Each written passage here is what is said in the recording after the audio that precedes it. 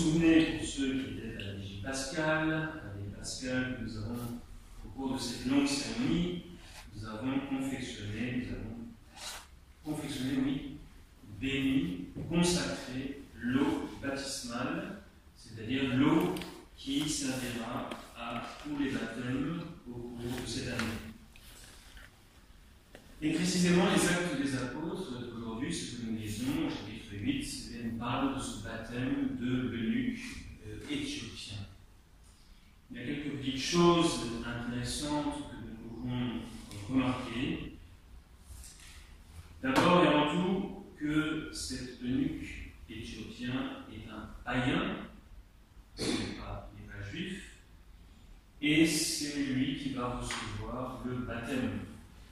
Le baptême est universel. Il ne s'adresse pas seulement aux juifs, mais à tous les païens, tous ceux qui ne sont pas de ce peuple choisi par Dieu. Nous sommes dans la nouvelle alliance, non pas une alliance avec un peuple en particulier, mais désormais une alliance avec toute l'humanité.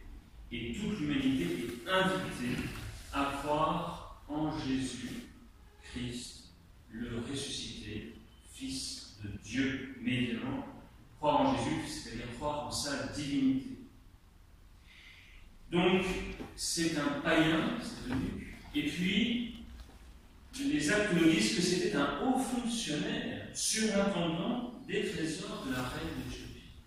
Autrement dit, ce n'était pas le dernier des derniers, il avait une place fort importante, il était haut placé dans la hiérarchie.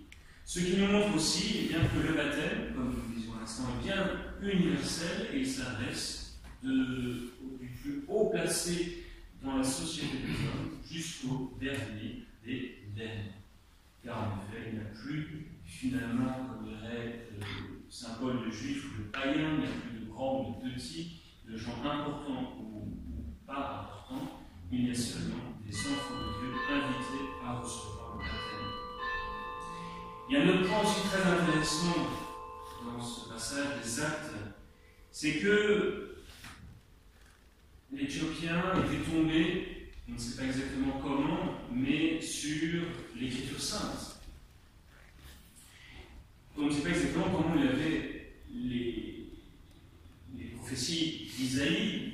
Peut-être que, comme parfois nous faisons, je vous invite à faire, vous lisez quelque chose de catholique, vous êtes dans le bus et vous laissez nonchalamment dans le bus ce que vous êtes en train de lire, et celui qui s'assiera à votre place aura l'occasion de lire quelque chose d'intéressant.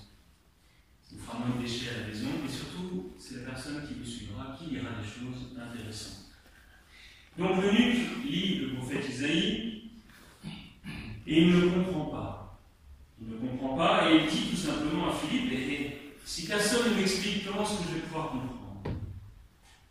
Voilà quelque chose d'intéressant, puisque il faut bien que quelqu'un explique la parole de Dieu. C'est évidemment la tâche des évêques, des papes, des évêques et des prêtres, qui ont comme mission, une des trois missions du prêtre, qui est celle d'enseigner. Nous avons ce devoir de connaître la parole de Dieu et de l'enseigner, c'est pour ça que je prêche, n'est-ce pas? Mais ce n'est pas seulement réservé aux prêtres. Chaque chrétien est invité à rendre témoignage, à connaître l'Écriture sainte et à la faire partager autour de lui. Comment pourrais-je comprendre ce que je lis si personne ne me guide? Nous avons tous besoin d'être guidés, quel que soit l'endroit où nous en sommes sur le chemin.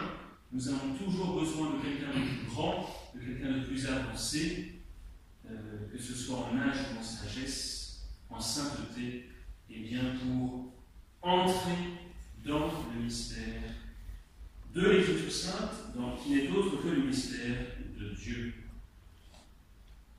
Donc, voilà ce que nous pouvons dire sur ce petit passage des Actes des Apôtres.